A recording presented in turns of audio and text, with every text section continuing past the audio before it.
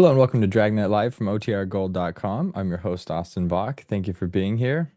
Wishing you all a great Memorial Day. Hope you have, it's a little bit overcast today in Seattle. I'm hoping you have better weather where you're at for your, what I'm hoping is your day off.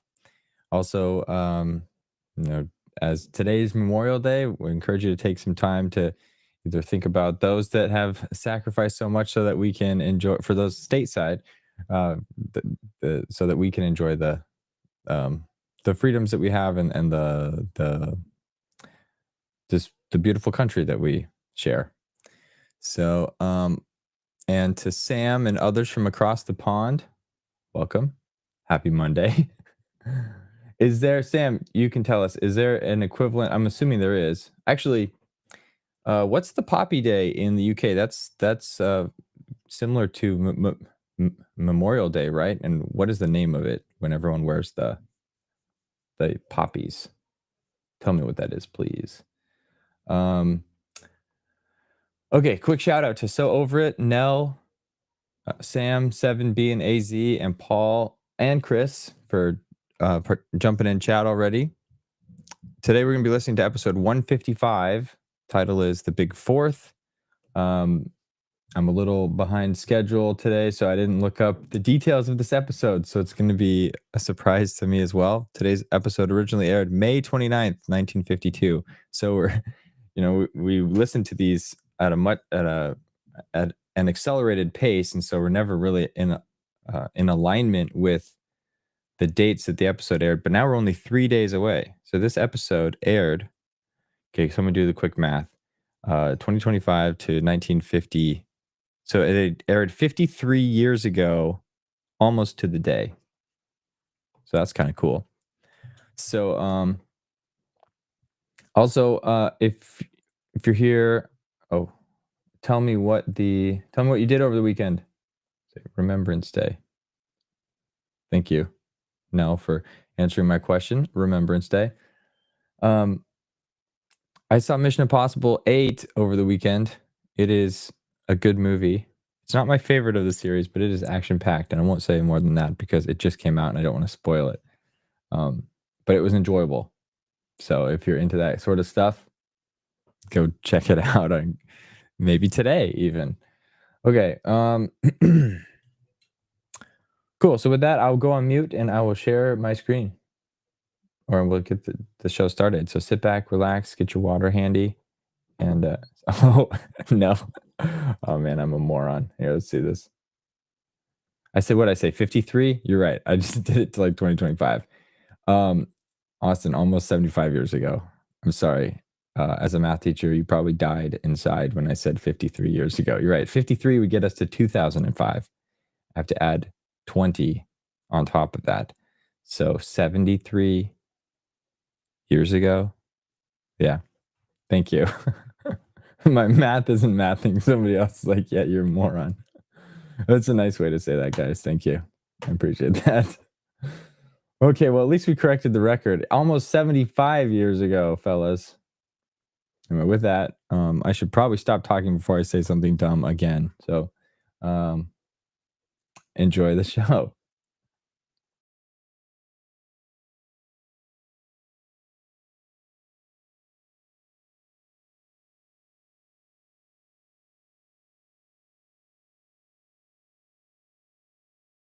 Ladies and gentlemen, the entire production staff and technicians on Dragnet wish to thank the American Weekly and the television editors of the various newspapers which distribute the American Weekly for voting Dragnet the best mystery drama on television for 1951-1952. Our deepest thanks for this fine recognition.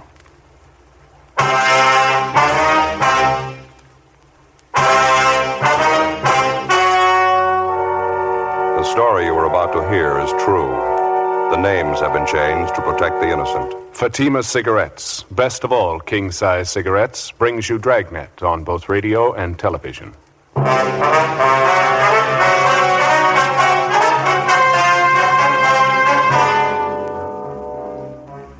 You're a detective sergeant. You're assigned a juvenile detail. An 8-month-old baby is stolen from its mother. It's the third case of child stealing reported in less than 3 weeks. There's no lead on the suspect. Your job, get him.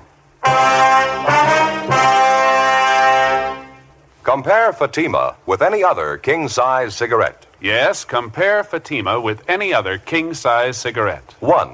Fatima's length filters the smoke 85 millimeters for your protection. 2. Fatima's length cools the smoke for your protection. 3. Fatima's length gives you those extra puffs, 21% longer than standard cigarette size. Fatima gives you more for your money.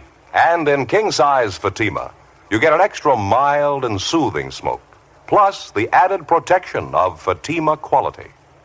Buy Fatima in the bright, sunny yellow pack. Best of all, king-size cigarettes.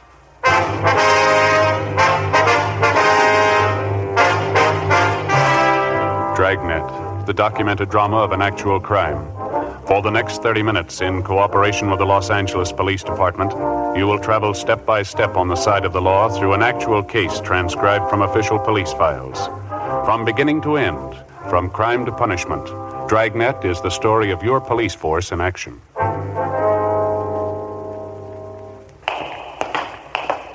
It was Wednesday, June 18th. It was warm in Los Angeles. We were working the day watch out of Juvenile Division. My partner's Frank Smith. The boss is Captain Stein. My name's Friday. It was 6:30 p.m. when we got back to 1335 Georgia Street, second floor, the squad room. Hi, been waiting for you. Hi, Captain. How's it going? Any sign of the baby? No, not yet. We're doing everything we can. We haven't got a lead to our name. Lousy thing. How's it stack up? Anything like the last two cases? Yeah, quite a bit. Same neighborhood, same general M.O. We checked with just about everybody in the vicinity. No one saw the baby taken. Happened about 10 o'clock this morning? 10:15. This Mrs. Donaldson drove down to the neighborhood shopping center to do her marketing. She had the baby in a bassinet in the back seat of her car. Baby boy, 8 months old. Mm-hmm. She pulled into the parking lot right behind the market, left the baby asleep in the car. She went in to do her shopping. When she came out, the baby was gone. How long was she in the market? She told us about 20 minutes. We talked to a half a dozen people who drove their cars in and out of the parking lot about that time. They couldn't help me. They didn't see anyone loitering around. How about delivery trucks? They usually unload supplies at the back door, don't they? Already checked on that. We talked to the driver of a bread truck. He was making a delivery about that time. He couldn't help us either. The mother, Mrs. Donaldson, she's the only one who came up with anything at all. It's not much, but it's better than nothing. Yeah. Well, when she parked her car and got out to go in the market, she noticed a woman sitting in the car parked next to hers.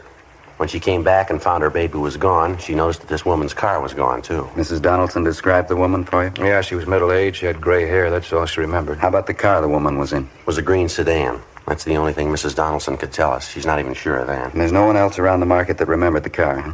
Well, if there is, we haven't found him. We covered the whole neighborhood, Skipper. Talked to everybody we could. Got us nowhere. Smoke, Captain? Oh, thanks. You, Joe? Yeah, thank you. I got a light. Okay. Captain? No kickback yet on the broadcast.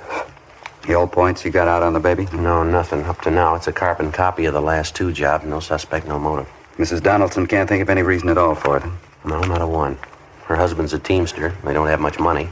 She couldn't think of any friend or relative who might possibly want to take their baby. The baby normal, in good health? Yeah, perfect. It's got me. This makes it about one a week. Just about. Martin baby was taken on the 5th. The Andrews baby was taken on the 12th. Both of them recovered in 24 hours. Nothing wrong with either of them. Sure doesn't make sense. Must be a psycho case of some kind. I think we can go along on that. Well, this one happened near 8th and Dinehart, that right?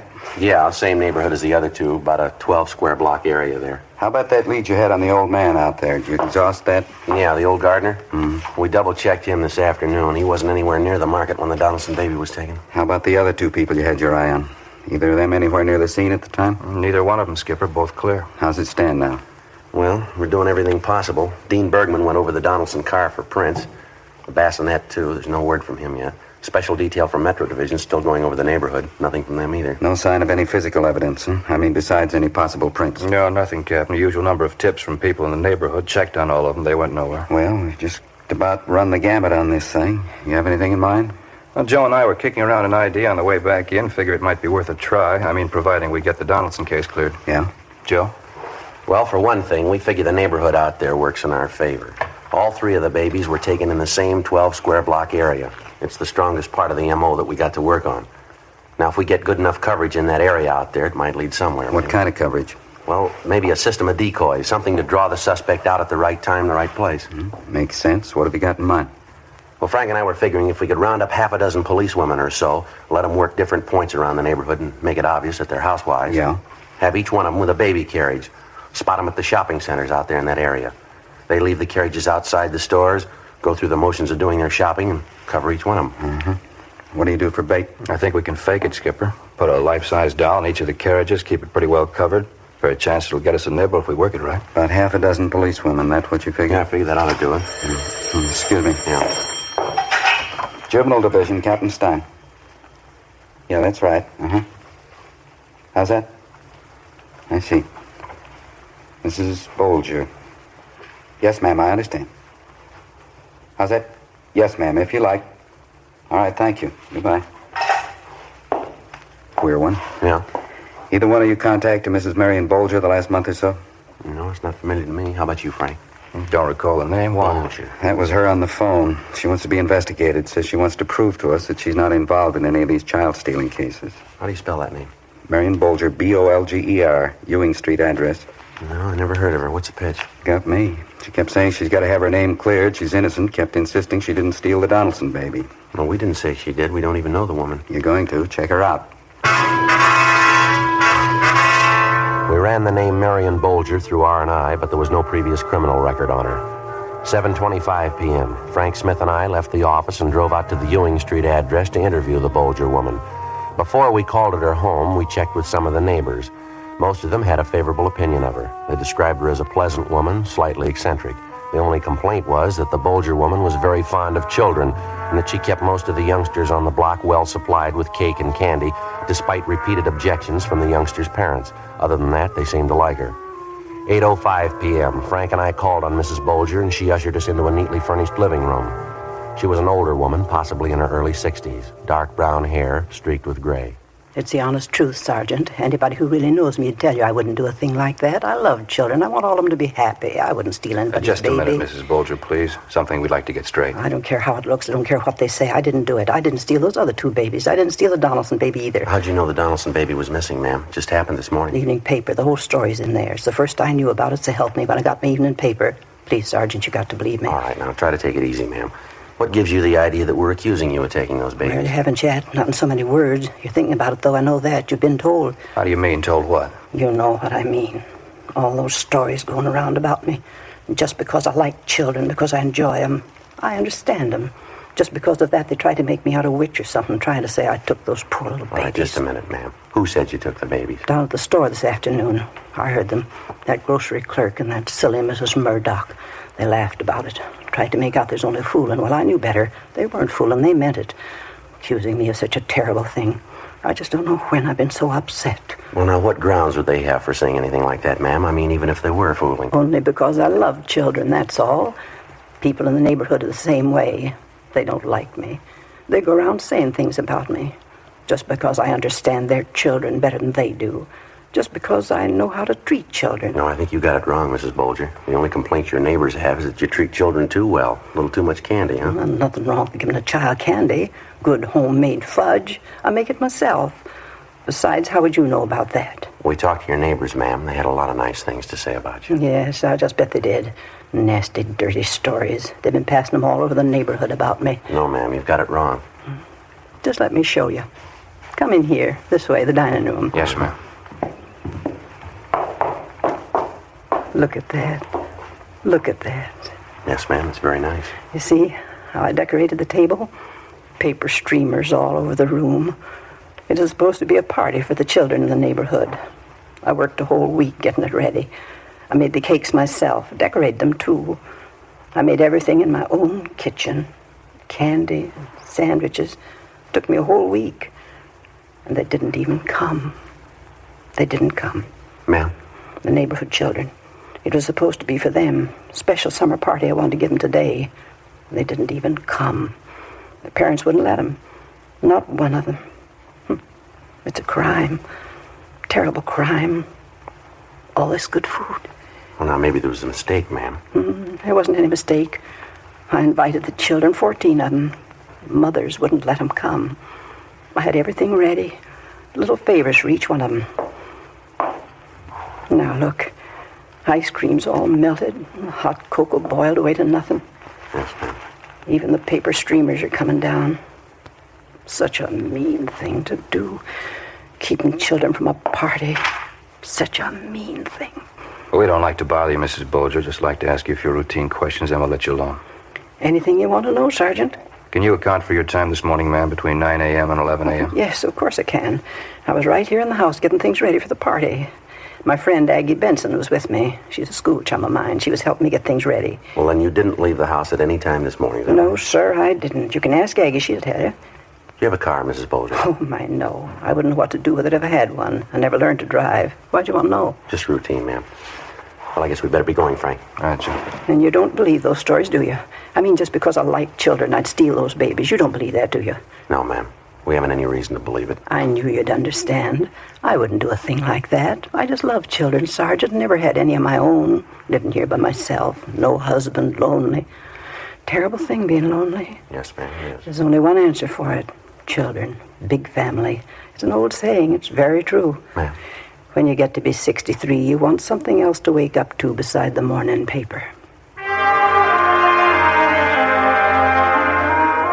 8:40 p.m. Before we headed back for the office, Frank and I made a thorough check on Mrs. Bolger, her background and her alibi.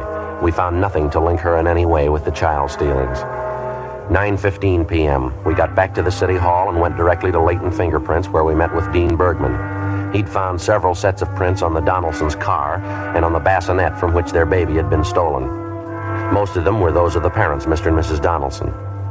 Bergman was unable to identify the 2 foreign prints found inside the car. We contacted the officers in charge of the special detail checking the neighborhood where the latest child stealing had occurred. They'd failed to uncover a lead. 7:48 a.m. the following morning. Friday? Morning, Captain. Good piece of news. The Donaldson baby, they just found him. Where? Highland Park area. They found him in a cardboard box. Apparently he's all right. A little exposure.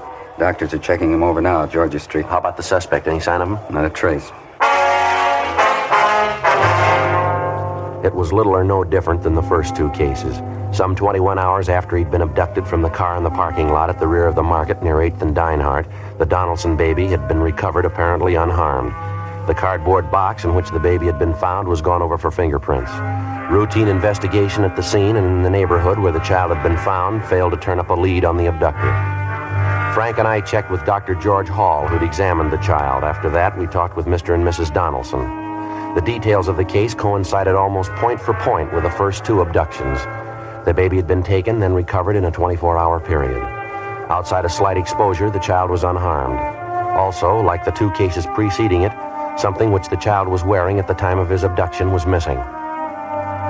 In the first case, it was a small pink sweater. In the second, a pair of shoes the baby was wearing. In the case of the Donaldson baby, it was a sterling silver ID bracelet with the initials JD engraved on it. During the next 5 days, Frank and I ran down every lead we could get our hands on. They went nowhere. Our system of policewomen decoys was put in effect. It failed to get a rise. On the 6th day, Thursday, June 26th, 5:30 p.m., we got word of another child stealing, this time in the Echo Park area. We drove out to talk to the mother, a Mrs. Chester Osborne. Yeah, that's right. I did the same thing I do every morning. Gave the baby a bath, dressed her, put her out in the backyard in her buggy. She usually plays a while, then she takes her nap. And about what time did you discover your baby was missing? I don't know exactly. About 2 o'clock, I guess. Maybe a couple of minutes after. Went out to see how she was, looked in the buggy, and she was gone. Well, it's almost 6 o'clock now, Miss Osborne. How is it that you waited so long before you notified us? Just kept hoping it was a mistake, that's all. I went from house to house all over the neighborhood. Went as far as 3 blocks away. I asked everybody. Nobody saw my baby. You don't know what it means to me. The telephone, Miss Osborne. Would you answer it, please? Whoever it is, take the number. I'll call him back. Yes, ma'am. Be glad to. Hello. Yeah. Yes, sir. Oh, yeah, Harry. We're here now. This is Friday. How's that? When? I see. Where? That's all. Uh-huh. Okay, Harry, thanks. Yeah, tell him we'll be right in. Right away. Okay, bye. Well, that was our office, Mrs. Osborne. You can stop worrying now. What? It was about your little girl. She's all right. What do you mean? I just found her 3 blocks from here. Again, with the lone exception of the time element, the Osborne baby's abduction resembled closely the 3 previous cases. The crime occurred in the same general area. The same general method of operation was employed. And again, outside of slight exposure, the child was recovered unharmed. There was also an article of clothing missing, a pink knitted bonnet. And, as in the previous 3 cases, the suspect had abandoned the baby without detection. Routine investigation by the crime laboratory crew and juvenile officers working the case failed to turn up a lead. During the week that followed, additional personnel for both decoys and stakeouts were assigned to the area without results. Friday, July 4th, 10 a.m. Joe, you busy? What do you got, Frank? Gal by name Mildred Leslie just called in on this child stealing thing. Looks like it might be something. Yeah, what's the pitch? Well, this Leslie girl's employed as a maid for a Mr. and Mrs. Roth, R-O-T-H. Mm-hmm. She's a stockbroker. She's worked for him a year or so, she says. Yeah. The Leslie girl's an upstairs maid for the Roths. She's been following this baby stealing case in the papers right along. She thinks maybe Mrs. Roth can tell us something about it. Yeah, how's that? Well, the Leslie girl was cleaning Mrs. Roth's bedroom yesterday. She came across a few things stored back in one of the closets. Baby things. Pink sweater, pink bonnet, and a pair of baby shoes. And she says they've all been used. They're not new. Well, a lot of mothers save baby clothes, things like that. No, the Roth woman wouldn't have a reason to. Yeah? She's never had any children.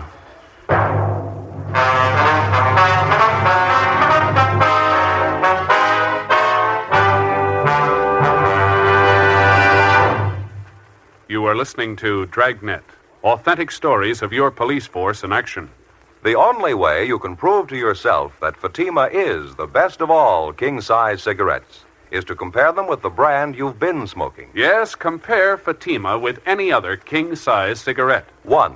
Fatima's length filters the smoke 85 millimeters for your protection. 2. Fatima's length cools the smoke for your protection. 3. Fatima's length gives you those extra puffs, 21% longer than standard cigarette size. Your money back plus postage if you're not convinced Fatima is better than your present king-size cigarette. Just return the pack and the unsmoked Fatimas by August 1st, 1952.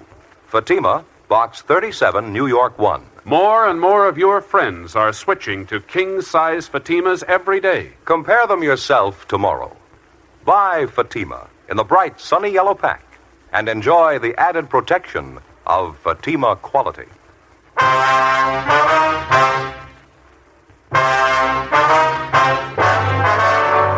Friday, July 4th, 11 a.m. Frank Smith and I left the office and drove out to interview Mildred Leslie at her apartment. She told us substantially the same thing she told Frank on the phone. The Leslie girl had been employed as a maid by Mr. and Mrs. Roth for almost a year. She went on to tell us that for the last few months or so, Mrs. Roth, who was a fairly prominent clubwoman, had been acting peculiarly, and that Mr. Roth was worried about her. According to the Leslie girl, he'd consulted a doctor several times about his wife.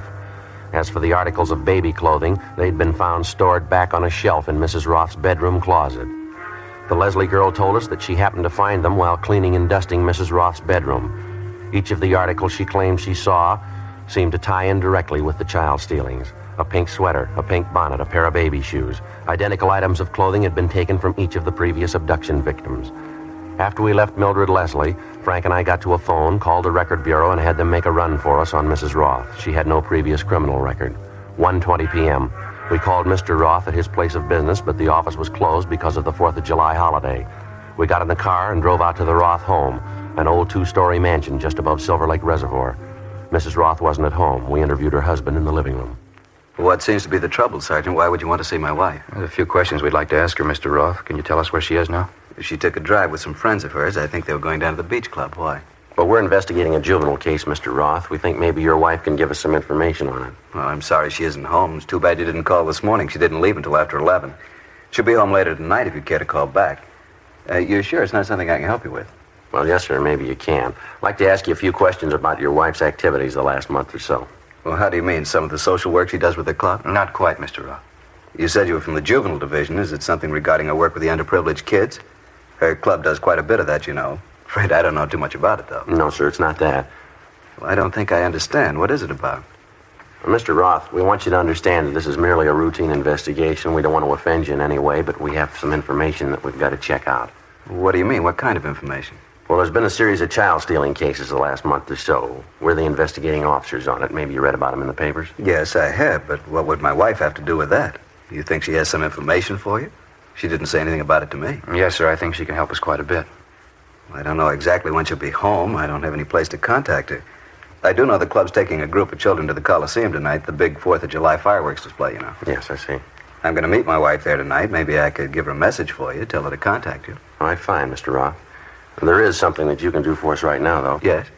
Would you take us up to your wife's room? I'd like to have a look at it. Take you to her room? I don't understand. What for? Well, like we told you before, sir, it's a routine investigation. I think if you take us to your wife's room, I think we can clear the whole thing up now. Probably won't be necessary to bother you tonight. Well, I certainly don't understand, but come along if you like. Doris's room is right at the head of the stairs. Thank you.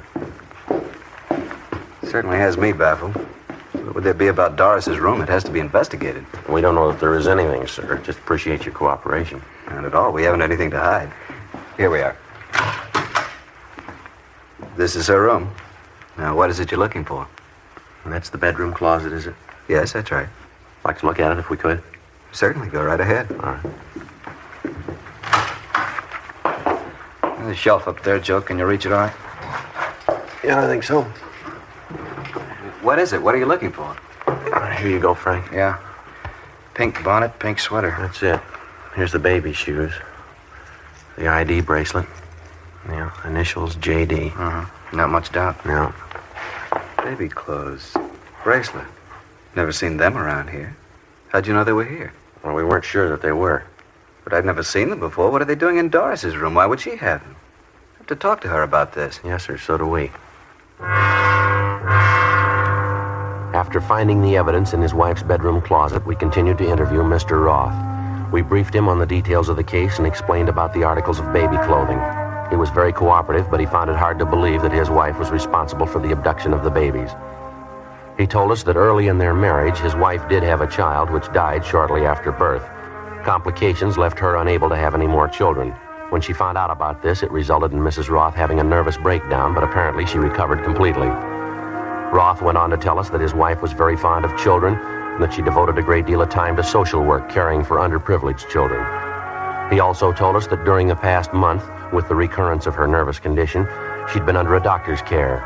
Shortly after 8 o'clock that night, along with Mr. Roth, we drove to the Coliseum, where crowds of people were gathering for the annual July 4th fireworks display. Roth pointed out his wife. We went over and he introduced us.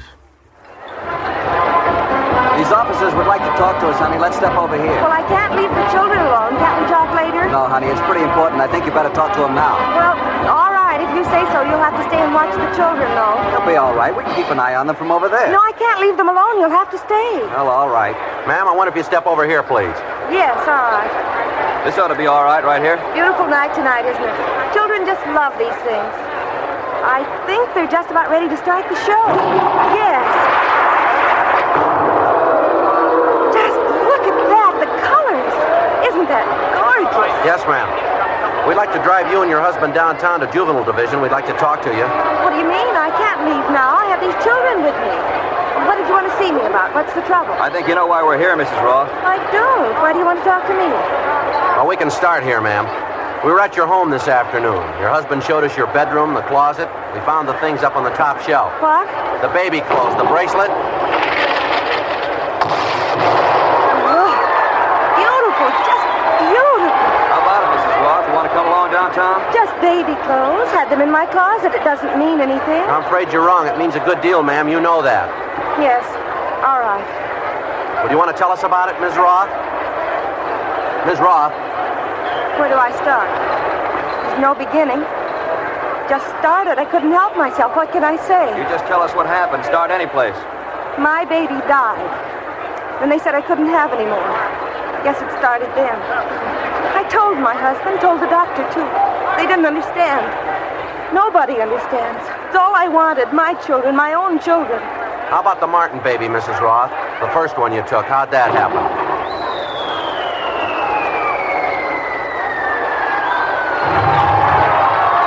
Another one. Purple, white, beautiful. What about it, ma'am? The Martin baby? How'd that happen? I saw him in the baby carriage, outside the market there. Such a cute baby. Pulled the covers back, looked at him. I didn't think I was going to steal him. After I looked at him, I just wanted to hold him. Hold him close, so I picked him up. You understand, don't you? Yes, ma'am. He was such a sweet baby. Could have been mine. I kept on holding him. Then I started to put him down, back in his carriage. I couldn't. What do you mean, ma'am?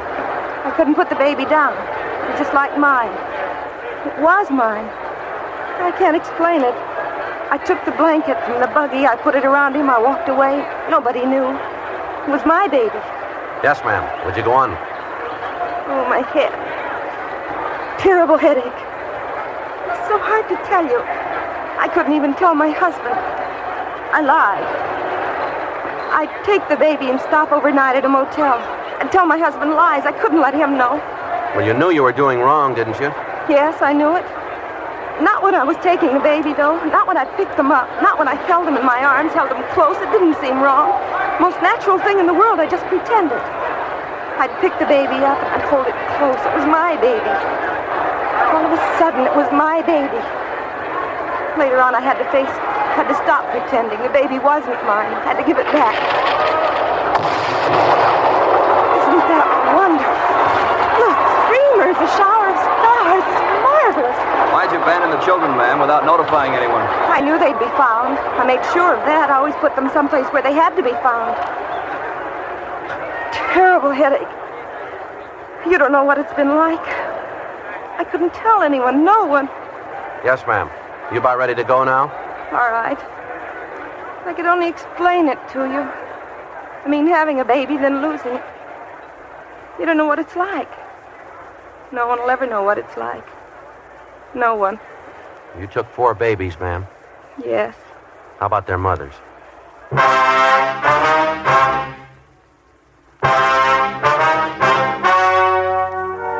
The story you have just heard was true. The names were changed to protect the innocent. On October 10th, trial was held in Superior Court, Department 88, City and County of Los Angeles, State of California. In a moment, the results of that trial. Now, here is our star, Jack Webb. Thank you, George Fenneman. Friends, I believe all of us are willing to take practical advice. That's why I like to make it plain that I want you to compare Fatima with the king-size cigarette you've been smoking. I know that's the tried, practical way thousands have convinced themselves Fatima is the best of all king-size cigarettes. You'll find Fatima gives you more for your money, an extra mild, soothing smoke, plus the added protection of Fatima quality. Tomorrow, get Fatima in the bright, sunny yellow pack. Best of all king-size cigarettes.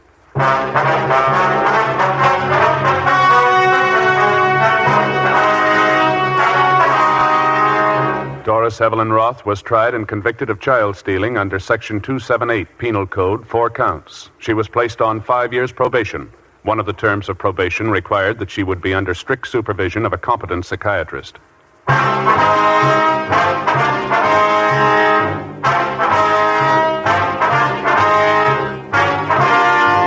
You have just heard Dragnet, a series of authentic cases from official files. Technical advice comes from the Office of Chief of Police W.H. Parker, Los Angeles Police Department. Technical advisors Captain Jack Donahoe, Sergeant Marty Wynn, Sergeant Vance Brasher. Heard tonight were Herb Ellis, Vic Perrin, Virginia Gregg. Script by Jim Moser. Music by Walter Schumann. Hal Gibney speaking.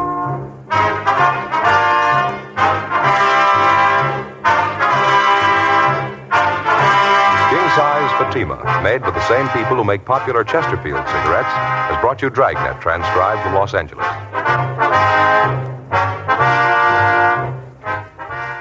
Each Thursday night, it's Counter Spy on NBC.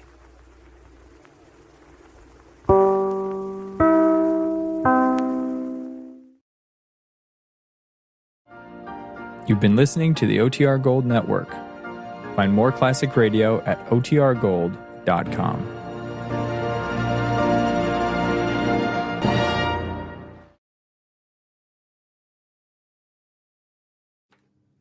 All right. Thanks for tuning in and listening to that episode. We had a couple comments on Fatima cigarettes in the bright sunny yellow package. Just want to call this one out.